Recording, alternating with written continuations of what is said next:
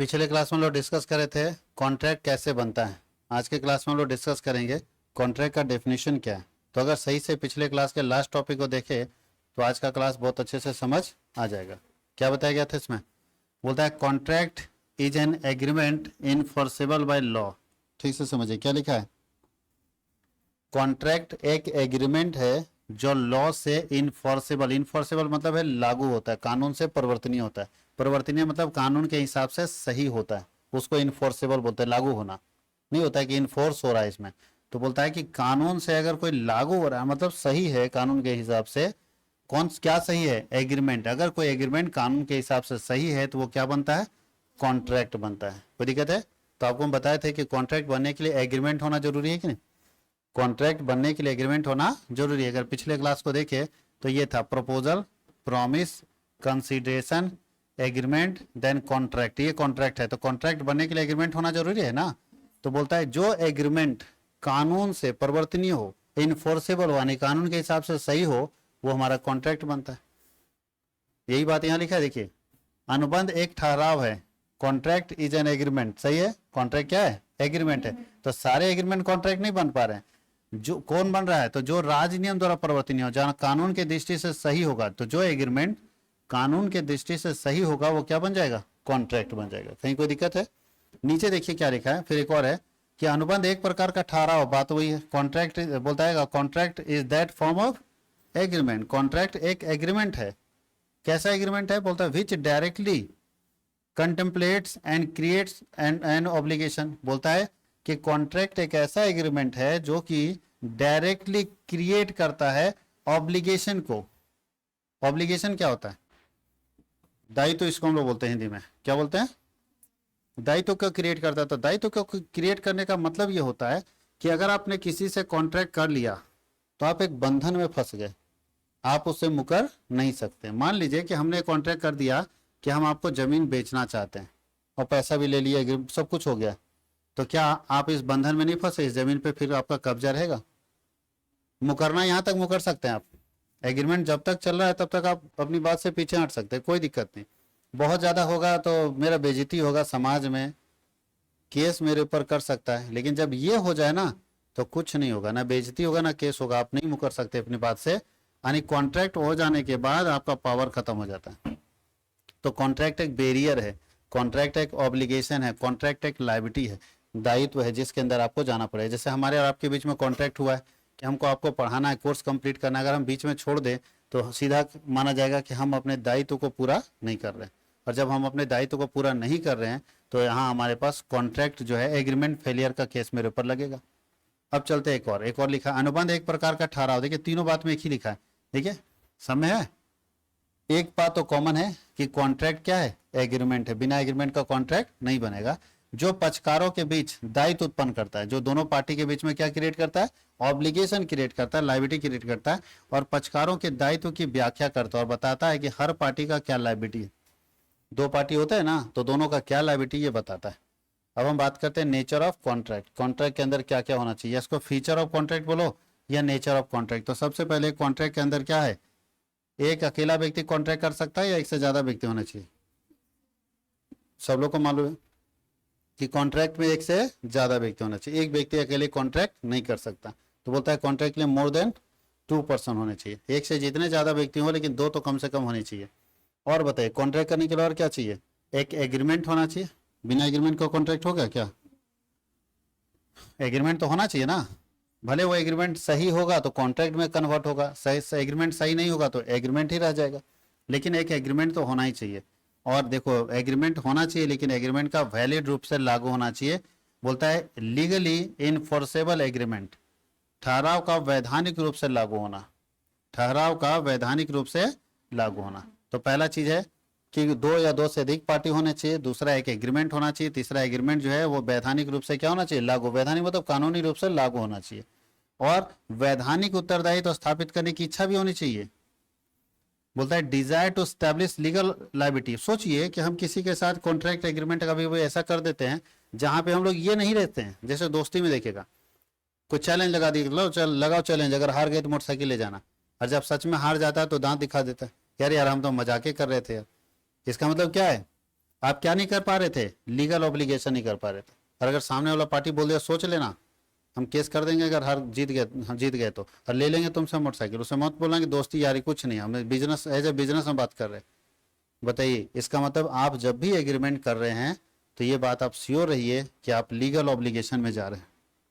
सामने वाला अगर कंप्लेन मार दिया तो आपको देना पड़ जाएगा। अब सोचिए वो पार्टी से हम लिखवा लिए थे, भले चैलेंज में ही हंसी मजाक में लिख दिया दोस्ती में, और लिखवा लिया, और बाद में वो हार गया और हम जीत गए, हम चाहेंगे केस करके उसका प्रॉपर्टी ले सकते हैं। बात समझ गए? तो कभी भी आप एग्रीमेंट कॉन्ट्रैक्ट करते हैं तो आपके अंदर ये दम कम होना चाहिए, क्षमता होनी चाहिए कि आप लीगल लाइबिलिटी का ऑब्लिगेशन, बोलता है desire to establish legal liability, ये बात होना चाहिए आपके अंदर, हंसी मजाक नहीं। बात समझ गए? लास्ट स्टेज में जब बोलेगा हम तो मजाक कर रहे थे, ऐसा नहीं होता। अब सोचिए किसी से जमीन खरीदने का एग्रीमेंट कर लिए, उसका जमीन का पेपर नहीं बना हुआ था, ठीक है, गोतिया के साथ विवाद था, वो बेचारा लड़ झगड़ के गोतिया से मार पीट करके पूरा अब पेपर बनवा के सब कुछ करके आपको दिया, और लास्ट में पता चला कि आप तो मजाक कर रहे थे, हम तो जमीन खरीदेंगे नहीं, हम तो मजाक कर रहे थे। क्या लगता है केस करेगा कि नहीं करेगा आपके ऊपर? क्योंकि आप क्या करें, हंसी मजाक का चीज थोड़ी होता है एग्रीमेंट कॉन्ट्रैक्ट। आप लीगल ऑब्लिगेशन क्रिएट नहीं कर पा रहे, तो लीगल ऑब्लिगेशन क्रिएट करना होगा भैया। अगर हम हाँ बोले तो मेरा वैधानिक इच्छा है कि हमको पूरा करना पड़ेगा, चाहे जैसे भी पूरा करें, इस बात को ध्यान रखना। आगे देखिए क्या होना चाहिए, पक्षकारों में अनुबंध करने की क्षमता। जो भी पार्टी जो उसमें इन्वॉल्व होते हैं सारे पार्टी में अनुबंध करने की क्षमता, तीन चीज हम लोग चेक करते हैं अनुबंध करने की क्षमता में, क्योंकि इसका परिभाषा सेक्शन 11 में दिया है, धारा 11 में इसका डेफिनेशन दिया हुआ है, सेक्शन 11 में इसका डेफिनेशन दिया हुआ है। तो इसमें हम लोग तीन चीज चेक करते हैं। पहला चीज हम लोग चेक करते हैं, ध्यान दीजिएगा, अनुबंध करने की क्षमता का मतलब है कि जो एग्रीमेंट में दो पार्टी होते हैं, कम से कम दो आदमी चाहिए ना एग्रीमेंट करने के लिए, तो जो भी दोनों पार्टी होंगे उसमें तीन गुण होना चाहिए। पहला 18 प्लस होना चाहिए उसका उम्र, जिसको बोलते हैं मेजर पर्सन। एग्रीमेंट करने वाले लोग 18 साल से अधिक उम्र के होने चाहिए, चाहे दोनों पार्टी 18 साल से ज्यादा उम्र का होना चाहिए। पहला बात, अगर 18 साल से कम उम्र के व्यक्ति के साथ आप एग्रीमेंट करते हैं तो वो एग्रीमेंट इलीगल हो जाएगा, इनवैलिड हो जाएगा, वो सही नहीं है। तो पहला हम लोग चेक करेंगे कि भाई अनुबंध करने की क्षमता है कि नहीं, तुम कॉन्ट्रैक्ट कर सकते हो कि नहीं कर सकते हो। तो पहला क्षमता क्या चेक करते हैं कि दोनों पार्टी का उम्र क्या होना चाहिए, 18 प्लस होना चाहिए। दूसरा और क्या चेक करते हैं, साउंड माइंड पर्सन। अभी साउंड माइंड क्या होता है भैया,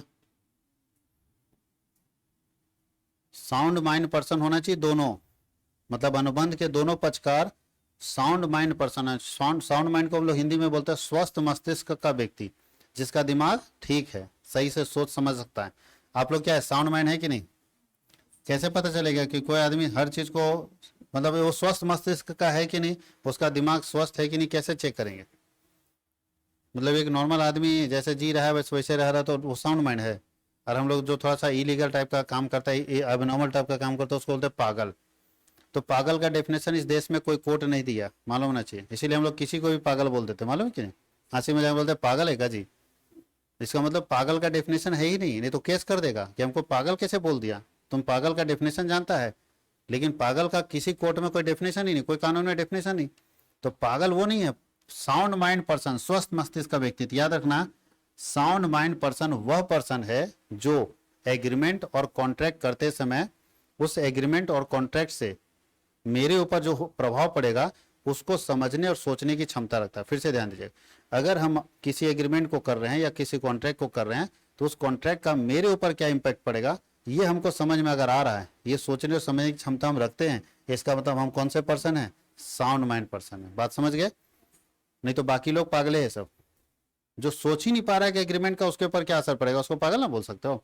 अब बताओ, कोई व्यक्ति नशे में है, नशा में, और जमीन को उसको लिखवा रहे हैं हम, क्या लगता है उसको समझ में आ रहा है वो क्या कर रहा है?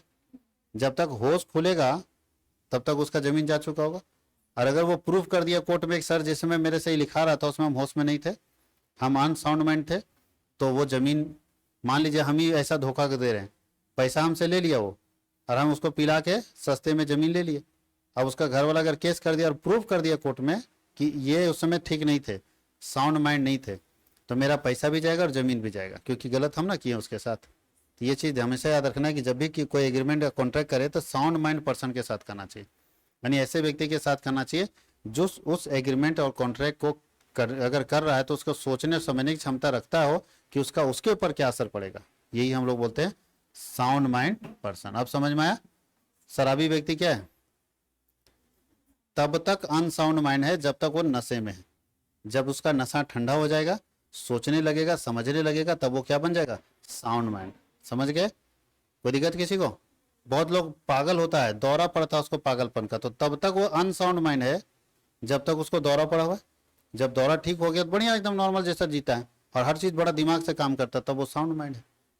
अब बताइए, कोई किसी को पागल बोल सकता है? कोई आदमी कभी पागल है तो कभी ठीक हो जाता है। तो यही बात आपको याद रखना है। इसमें हम बताएंगे आगे कि साउंड माइंड में 4 चीज 5 चीज हम चेक करते हैं। उसके बाद यहाँ तीसरा है कि पहला समझ गया 18 साल से क्या होना चाहिए? ज्यादा होना चाहिए। दूसरा क्या है? स्वस्थ, हाँ स्वस्थ मस्तिष्क का व्यक्ति होना चाहिए। और तीसरा बोलता है किसी भी अधिनियम द्वारा अयोग्य नहीं होना चाहिए। मतलब देश में जितने कानून बने हुए हैं उसमें कानून में से किसी से, यह लिखा तो है नीचे, हम ऊपर लिख क्यों रहे हैं? देखो पहला क्या लिखा है, देख लो यहाँ है, एडल्ट एज होना चाहिए। एडल्ट एज समझते हो? एडल्ट किसको बोलते हैं? 18+ को, ठीक है। 18 से लेके 59 साल तक एडल्ट होता है। 18 से 59 साल तक क्या होता है? एडल्ट होता है। देखिए 18 से नीचे रहता है उसको माइनर बोलते हैं। जैसे अगर आपका उम्र 18 माइनस 18 से नीचे है तो आप माइनर पर्सन हो। माइनर मतलब कोई अधिकार आपके पास नहीं, इस देश में कुछ नहीं कर सकते आप। माइनर के पास ना वोट देने का अधिकार है, ना नौकरी कर जॉब कर सकते हैं, ना शादी विवाह कर सकते, कुछ भी नहीं, क्योंकि शादी भी तो एक कॉन्ट्रैक्ट है ना, आप कर ही नहीं सकते। इसलिए ना 18 साल से कम उम्र में शादी होता है तो केस होता है उस पर। अगर पकड़ा गया तो पुलिस कुछ भी, तो एफआईआर करो ना करो पहुंच जाएगा पुलिस और दोनों को भाई भगा देगा। और अगर 18+ हो गया तो माँ बाप भी नहीं बोल सकते हैं बच्चे को, क्योंकि मेजर हो गया। और मेजर हो गया तो उसको पावर सारा मिल गया। वोट देने का पावर आपके पास 18+ के बाद, जॉब का पावर 18+ के बाद, सब 18+ के बाद। लेकिन 18 से नीचे आप क्या हैं? माइनर है, बच्चा जिसको हम लोग बोलते हैं। ठीक है। अच्छा 18+ के ऊपर केस हो सकता है? तो याद रखिएगा 18 से नीचे वाले बच्चे के ऊपर केस नहीं होता है। अगर कोई बच्चा माइनर है और कुछ गलत कर भी दिया, मान लो गुस्से में मर्डर कर दिया किसी का, तो इसके ऊपर इसको फांसी नहीं और केस नहीं होगा। केस होगा लेकिन इसको जहाँ रखा जाता है उसको जेल नहीं बोलते हैं। इसको जहाँ रखा जाता है उसको सुधार गृह बोलते हैं।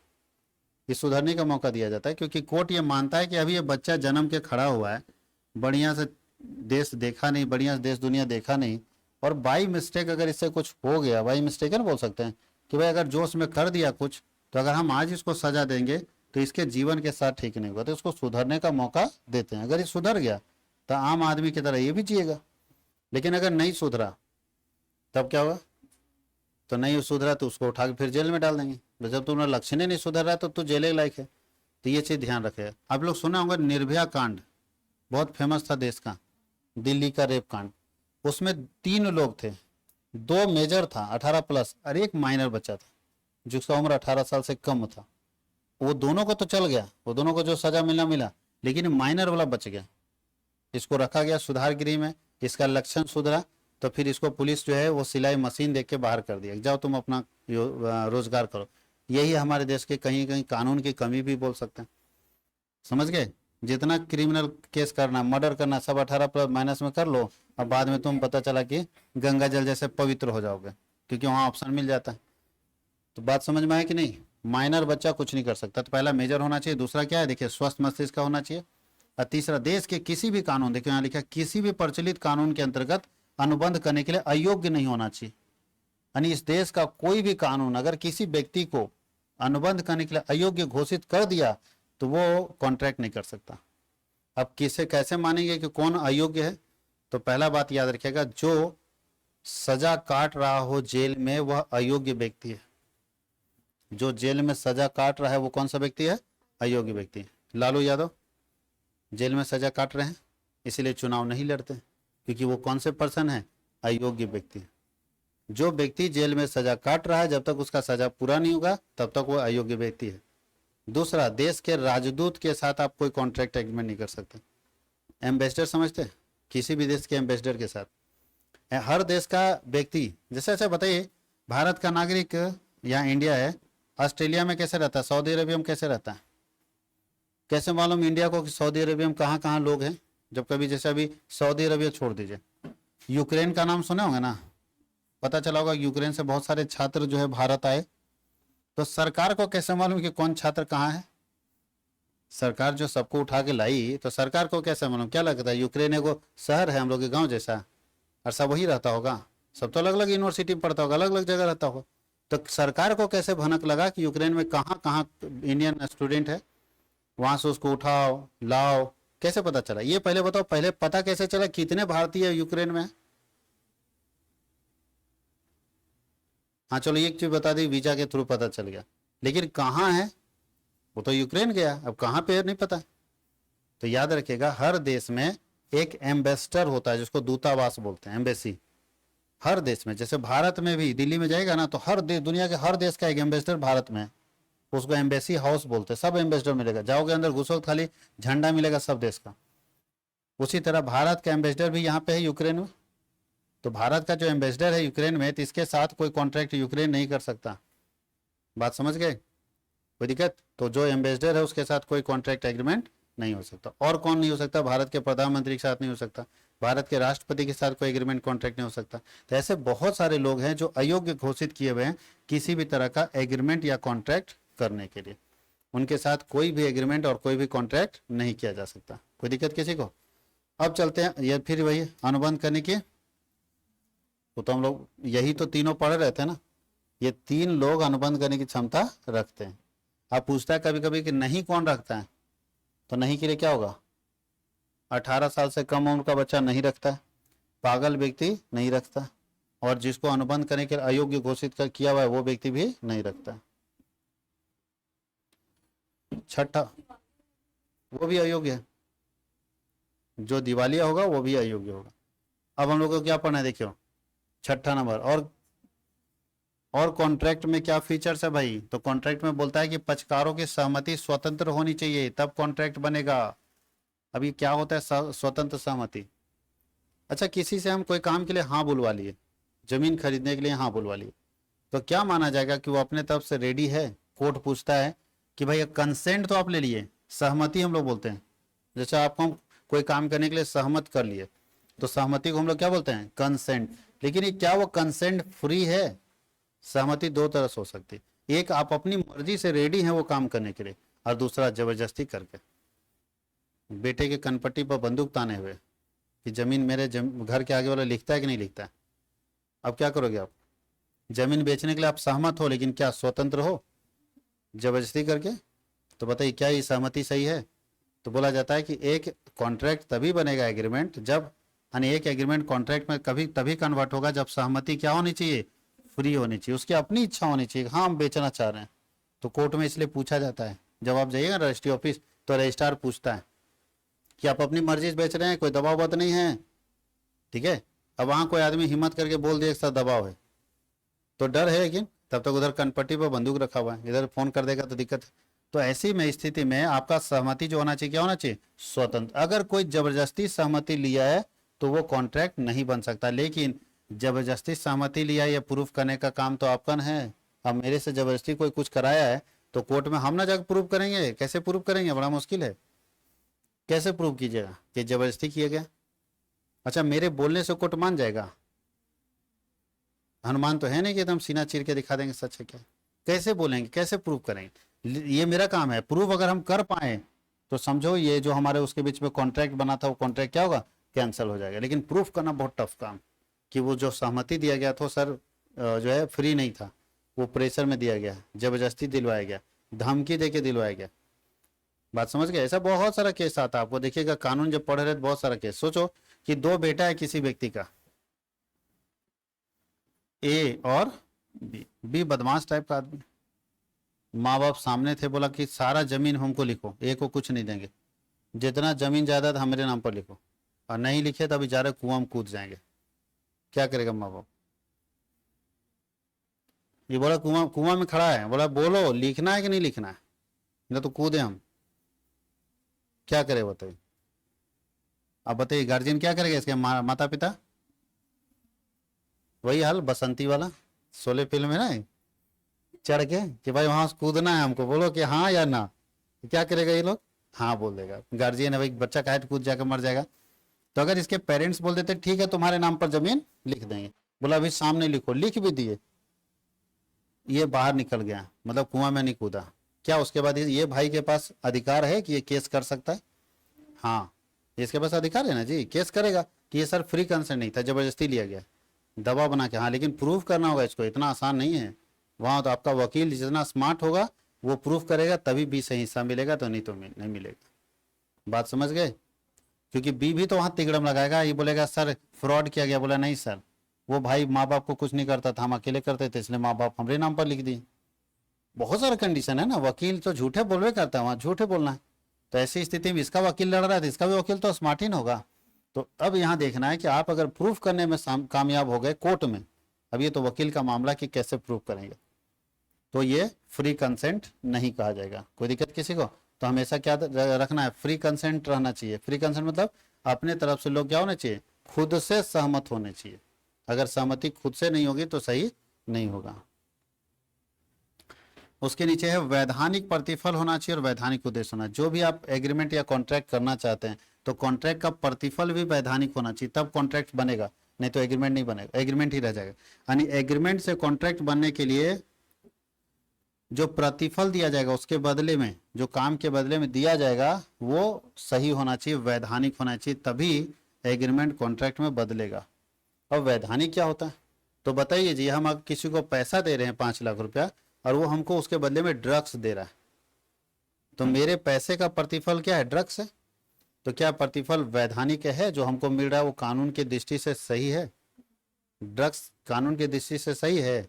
हम किसी को पैसा दे रहे हैं वो हमको AK-47 दे रहा है, क्या ये वैधानिक है?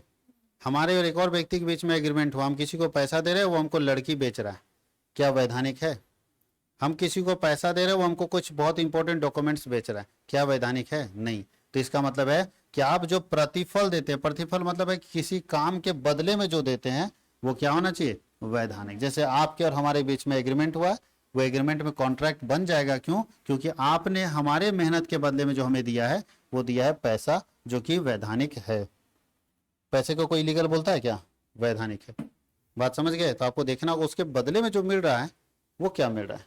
अगर वो वैधानिक है तो फिर आपका एग्रीमेंट कॉन्ट्रैक्ट में कन्वर्ट होगा, और वैधानिक नहीं है तो एग्रीमेंट कॉन्ट्रैक्ट में कन्वर्ट नहीं होगा।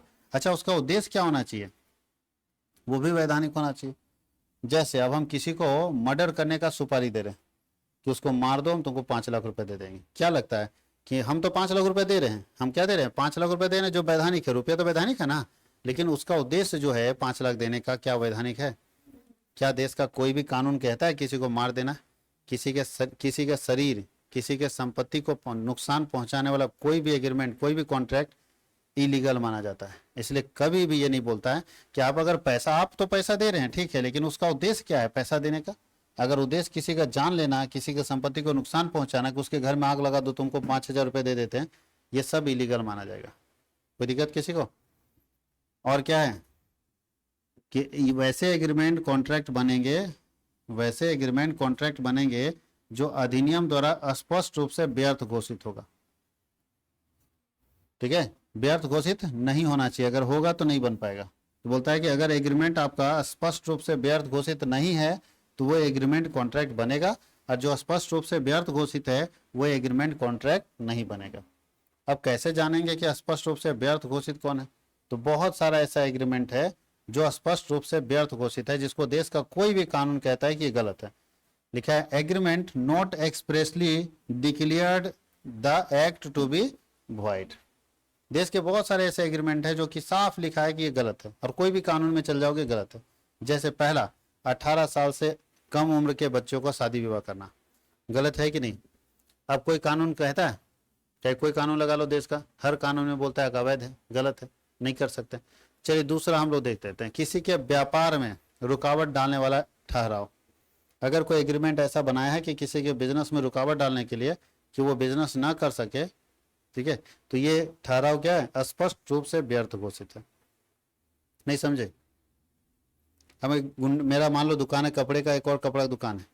अब हम इधर का लोकल जो गुंडा था उससे बात की, बोले उसको बार बार डिस्टर्ब करो, तुम उसको डिस्टर्ब करोगे उसका दुकान बंद होगा।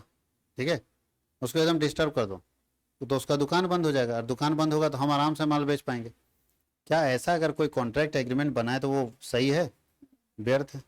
किसी के शादी विवाह में रुकावट डालने वाले सारे एग्रीमेंट वॉइड होंगे, व्यर्थ होंगे, अगर लड़का और लड़की को उम्र 18 साल से अधिक है तो। अब दोनों का उम्र 18 साल से अधिक है, आप नहीं डाल सकते, माँ बाप तो डाल ही नहीं सकते हैं उसमें, रुकावट। अगर वो बोल दिया कि हम लोग को शादी करना है तो उसको रुकावट माँ बाप भी नहीं डाल सकते, ये भी व्यर्थ है। बात समझ गए? किसी पहला क्या बताएं, किसी के बिजनेस में रुकावट, किसी के शादी विवाह में रुकावट, और स्पष्ट रूप से व्यर्थ घोषित ठहराव क्या होगा? दो चीज हम लोग समझ लिए। तीसरा, कोई ऐसा काम जो असंभव हो, कोई ऐसा काम जो असंभव हो, अगर उसके लिए कोई एग्रीमेंट बना लिया तो कॉन्ट्रैक्ट बन ही नहीं पाएगा, वो व्यर्थ है।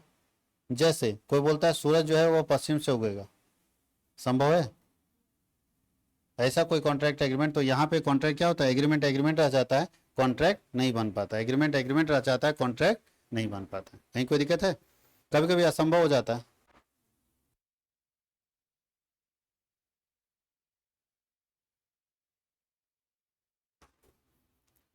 कभी कभी व्यर्थ घोषित होने के लिए असंभव हो जाता है। अच्छा, असंभव कब होगा?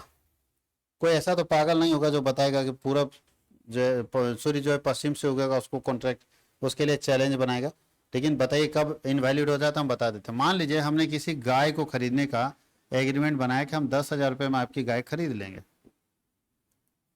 ठीक है, पैसा भी हमको 5,000 रुपये उधार दे दिया पैसा एडवांस। लेकिन हम लोग को लगा कि हम 1 महीने बाद डिलीवरी करेंगे, 1 महीने बाद हम उसको गाय दे देंगे। 1 महीने बाद का तो बात हुआ था, बोला हमको 1 महीना समय दीजिए, 1 महीना तब तक आप रखिए, पैसा 5,000 ले लीजिए, बाकी 5,000 हम जब देंगे तो लेके आएंगे गाय। सब कुछ ठीक ठाक तय समय पर चल रहा था, एग्रीमेंट भी मेरा बना हुआ था, 5,000 हमको दे दिया था। जिस दिन डिलीवर करना था 3 महीने, उस दिन उससे 3 दिन पहले गाय मर गई। जिस दिन हमको गाय देना था उसके 3 दिन पहले गाय क्या हुआ, मर गई। क्या हम दे पाएंगे? अब आदमी बोलता है कि हमको वही एग्रीमेंट चाहिए, जैसे एग्रीमेंट हुआ था वैसे। तो भाई जैसे एग्रीमेंट हुआ था वैसे वो गाय हम कहाँ से लाके आपको देंगे? क्या यह पॉसिबल है? हम ये बोल सकते हैं कि ठीक है इस गाय की जगह पर आप दूसरा गाय ले लीजिए, लेकिन बोला हमको वही चाहिए, वो गाय हमको पसंद थी इसलिए पैसा दिए थे। क्या ये इस एग्रीमेंट को पूरा करना पॉसिबल है क्या? तो ये कॉन्ट्रैक्ट बन पाएगा नहीं। तो फिर लास्ट में क्या कहेगा, लीजिए आप अपना एडवांस वापस ले लीजिए, दैट्स ऑल। मेरी गाय चली गई, हमारा नुकसान हो गया, आपका पैसा आपको वापस कर देते हैं। क्योंकि ये क्या है, स्पष्ट रूप से व्यर्थ है कि कहाँ से हम लाएंगे वो गाय, संभव है? जो चला गया उसको लाना पॉसिबल नहीं। तो ऐसा बहुत सारा केस है, बहुत सारा एग्जाम्पल में पढ़िएगा जहाँ पे इम्पॉसिबल हो जाएगा कि ऐसे कैसे हो सकता है। तो जहाँ इम्पॉसिबल होगा वो क्या होगा, व्यर्थ होगा। और जो व्यर्थ होगा वो कॉन्ट्रैक्ट नहीं बन पाएगा। यहाँ साफ लिखा है व्यर्थ नहीं होना चाहिए। जो व्यर्थ होगा वो कॉन्ट्रैक्ट नहीं बनेगा, अगर व्यर्थ नहीं होगा तो कॉन्ट्रैक्ट बनेगा। क्योंकि हम लोग पढ़ रहे हैं कॉन्ट्रैक्ट कब बनेगा, एग्रीमेंट से। तो एग्रीमेंट से कॉन्ट्रैक्ट तब बनेगा जब ये व्यर्थ नहीं होना चाहिए, और जो व्यर्थ होगा वो कॉन्ट्रैक्ट नहीं बना पाएगा। कहीं कोई दिक्कत है यहाँ तक? ये हम लोग बेसिक देख रहे थे एग्रीमेंट और कॉन्ट्रैक्ट के लिए। अब हम लोग डिस्कस करेंगे काइंड्स ऑफ कॉन्ट्रैक्ट। कॉन्ट्रैक्ट कितने प्रकार के होते हैं? तो कॉन्ट्रैक्ट के बहुत सारे टाइप्स हैं, अभी हम लोग सिर्फ नाम पढ़ लेते हैं, अगले क्लास में इसको डिस्क्राइब करेंगे, ठीक है। नेक्स्ट क्लास में क्या करेंगे, डिस्क्राइब। तो पहले हम लोग कॉन्ट्रैक्ट के प्रकार में पढ़ते हैं on the basis of validity.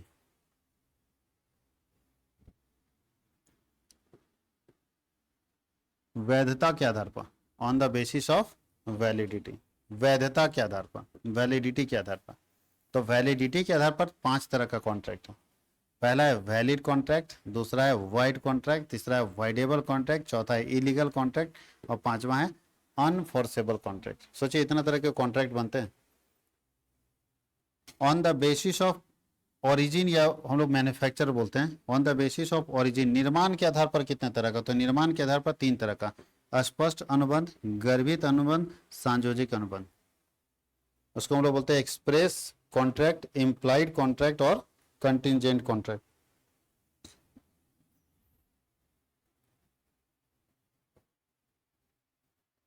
और परफॉर्मेंस के बेस पर देखें तो 4 तरह का कॉन्ट्रैक्ट है।